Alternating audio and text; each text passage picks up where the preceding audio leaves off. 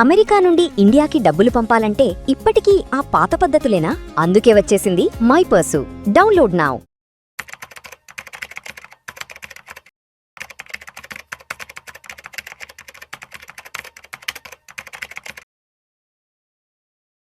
ప్రేక్షకులకి రామచంద్రమూర్తి నమస్కారాలు. ఈ వీడియోలో మనం చూస్తే యుఎస్లో 2.5 ట్రిలియన్ మార్కెట్ క్రాష్ అయింది ఒక సింగిల్ వీక్లో. సో స్టాక్స్ కానీ, గోల్డ్ కానీ, క్రిప్టో కానీ అన్నీ కూడా సడన్గా ఫాల్ అయినాయి. ఏంటి దీని రీజన్స్ ఏంటని చూద్దాం.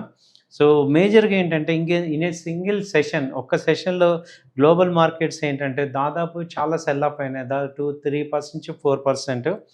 S&P అయితే 1.14 ట్రిలియన్ లాస్ అయింది. అలాగే నాస్డాక్ 1.1 ట్రిలియన్ లాస్ అయింది. అలాగే గోల్డ్ కూడా షార్ప్ కరెక్షన్ వచ్చింది. 4,500 నుంచి ఇప్పుడు $4,100కి వచ్చింది. అలాగే సిల్వర్ కూడా డ్రాప్ అయింది. బిట్కాయిన్ కూడా హెవీ సెల్లింగ్ ప్రెషర్ వచ్చింది.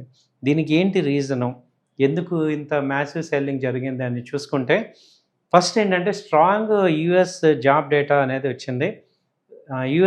స్ట్రాంగ్ యుఎస్ జాబ్ డేటా ఏంటంటే యుఎస్ జాబ్స్ వచ్చి ఎక్స్పెక్టేషన్ కన్నా ఎక్కువగా వచ్చాయి. అంటే ఎక్స్పెక్టెడ్ జాబ్స్ 88,000 ఉంటే వచ్చిన జాబ్స్ యాక్చువల్ డబుల్ వచ్చాయి, 1,72,000 వచ్చాయి. ఇది స్ట్రాంగర్ ఎకానమీ అంటే యుఎస్ ఫెడరల్ రిజర్వ్ బ్యాంక్ ఏంటంటే ఇంట్రెస్ట్ రేట్స్ని హైలో ఉంచడానికి అవకాశం ఉంది. దానివల్ల ఏమవుతుందంటే ఎకానమీకి గుడ్ న్యూస్, అలాగే మార్కెట్కి బ్యాడ్ న్యూస్ అయింది. రెండోది ఏంటంటే major reason rate hike fear. So markets ఎప్పుడైతే జాబ్స్ కనుక స్ట్రాంగ్గా ఉంటాయో అప్పుడు ఏంటంటే పాసిబుల్ రేట్ హైక్ 2026లో ఛాన్స్ ఉంది అనేది ఫెడరల్ బ్యాంక్ రేట్ హైక్ పెట్టే ఛాన్సెస్ ఉంది. దీనివల్ల ఏమవుతుందంటే ఇంట్రెస్ట్ రేట్స్ పెరిగినప్పుడు బారోయింగ్ అనేది తగ్గిపోతుంటుంది, ఎక్స్పెన్సివ్ అయిపోతుంది. అంటే ఇంట్రెస్ట్ రేట్లు పెరుగుతాయి కాబట్టి లోన్ తీసుకోవటం అనేది కాస్ట్లీ అవుతుంది. దానివల్ల ఏమవుతుందంటే మార్కెట్లో లిక్విడిటీ తగ్గిపోతుంది. అలాగే రిస్కీ అసెట్స్ అన్నీ కూడా స్ట్రగుల్ అవుతుంటాయి. రిస్కీ అసెట్స్లో మేజర్గా వచ్చి స్టాక్ మార్కెట్స్, క్రిప్టో, గోల్డ్ ఇవన్నీ రిస్కీ అసెట్స్ అనమాట. మూడో మేజర్ రీజన్ ఏంటంటే ఇన్ఫ్లేషన్ స్ట్రాంగ్గా ఉండటం. ఇన్ఫ్లేషన్ వచ్చి 3.8% అలాగే ఉంది. అలాగే at that same time oil prices కూడా పెరుగుతున్నాయి. ఇప్పుడు ఎప్పుడైతే ఆయిల్ ప్రైసెస్ పెరుగుతున్నాయో మీకు అక్కడ ఇన్ఫ్లేషన్ ఇంకా పెరగడానికి ఛాన్సెస్ ఉంది. ఈ పెరుగుతున్న ఇన్ఫ్లేషన్ ఏం చేస్తుందంటే ఈ యొక్క మానిటరీ పాలసీని టైటన్ చేయడానికి ఛాన్స్ ఉంటుంది. దానివల్ల ఏమవుతుందంటే మార్కెట్లో సడన్ ఫియర్ అనేది క్రియేట్ అవుతుంది. నెక్స్ట్ నాలుగో రీజన్ ఏంటంటే లిక్విడిటీ అనేది మేజర్గా ఉంది. మార్కెట్స్ అనేవి లిక్విడిటీ మీద రన్ అవుతుంటాయి. అలాగే మనీ చీప్గా ఉంది అంటే అక్కడ లిక్విడిటీ మార్కెట్స్ పెరుగుతుంటాయి.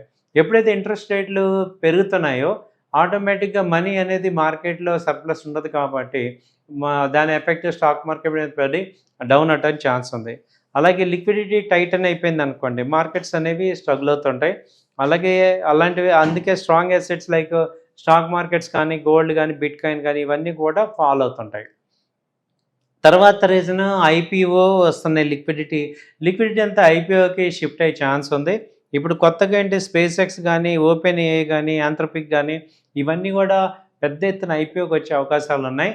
దీంతో ఏమవుతుందంటే మార్కెట్స్లో ఆల్రెడీ ర్యాలీడ్ ఉన్న ప్రాఫిట్ ఉన్న కంపెనీస్లో అందరూ కూడా ప్రాఫిట్ బుకింగ్ చేసుకొని క్యాష్ రిజర్వ్ పెట్టుకొని ఆ కొత్త ఐపీఓలో ఇన్వెస్ట్ చేయడానికి మార్కెట్లో పార్టిసిపెంట్ చూస్తారు కాబట్టి మార్కెట్ కరెక్షన్ అయ్యే ఛాన్స్ అయింది.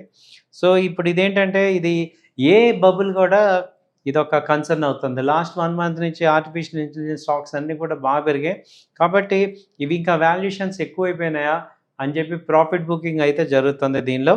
దానివల్ల ఏమవుతుంది కూడా మార్కెట్స్ కూడా కరెక్షన్స్ అయినాయి. తర్వాత ఏంటంటే ఇప్పుడు బిట్కాయిన్ ఎందుకు పెరిగింది, ఎందుకు తగ్గిపోయింది సడన్గా అని చూస్తే ఇప్పుడు రేట్ ఎక్స్పెక్టేషన్స్ పెరగటం, అలాగే రిస్కీ ఎపిటైట్ తగ్గటం, అలాగే మార్కెట్స్ ఫియర్ అయిపోయి టైట్ మార్కెట్ పాలసీ వచ్చి ఇంట్రెస్ట్ రేట్లు పెరుగుతాయనే ఫియర్తో ఏమైందంటే బిట్కాయిన్స్లో కూడా ప్రాఫిట్ బుకింగ్ జరిగింది. దాంతో అది కరెక్షన్ అయింది. సో ఫైనల్గా ఏం జరుగుతుంది అంటే మార్కెట్స్ ఫాలో అవడానికి యూఎస్ మార్కెట్స్ కానీ, ఇండియన్ మార్కెట్స్ కానీ ఫాలో అవడానికి రీజన్ ఏంటంటే యూఎస్లో స్ట్రాంగ్ డేటా వచ్చింది, అలాగే రేట్ హై ఫియర్స్ వస్తున్నాయి, అలాగే ఇన్ఫ్లేషన్ పెరుగుతుంది, లిక్విడిటీ అనేది తగ్గుతుంది, అలాగే ఏఐ కరెక్షన్ అయితే ఛాన్సెస్ కనపడుతున్నాయి. వీటన్నిటి దృష్ట్యా ఏమవుతుందంటే యుఎస్ మార్కెట్స్ ఒక డేలోనే $1.2 ట్రిలియన్ నష్టపోయింది, వాల్యూ తగ్గింది ఇది. సో ఇవండి ఈ మార్కెట్స్. ఒకవేళ మన ఇండియన్ మార్కెట్స్ కూడా సేమ్ ఫేజ్లో కరెక్షన్ అవడానికి కూడా ఛాన్సెస్ కనబడడానికి జరిగే ఛాన్సెస్ ఉన్నాయి. ఈ ఆయిల్ పెరగటం అనేది, క్రూడ్ ఆయిల్ పెరగటం అనేది ఒక రకంగా మార్కెట్ని శాసిస్తుంది పతనాన్ని. సో ఇంటర్నేషనల్గా ఇప్పుడు $92 అలా ఉంది. అంతకుముందు 100 దాకా వెళ్ళింది. మళ్ళీ ఈ ఇరాన్, యుఎస్ ఈ కాన్ఫ్లిక్ట్స్ మళ్ళీ స్టార్ట్ అయినాయి. కాబట్టి వీటన్నిటి వల్ల మార్కెట్స్ అనేవి బాగా ఒడిదుడుకులు ఎదుర్కొంటున్నాయి. కాబట్టి ఇన్వెస్ట్ చేసే వాళ్ళందరూ కూడా జాగ్రత్తగా ఆచితూచి ఇన్వెస్ట్ చేసుకుంటే మంచి రిటర్న్స్ వస్తాయి. థ్యాంక్ యూ అండి. నమస్తే.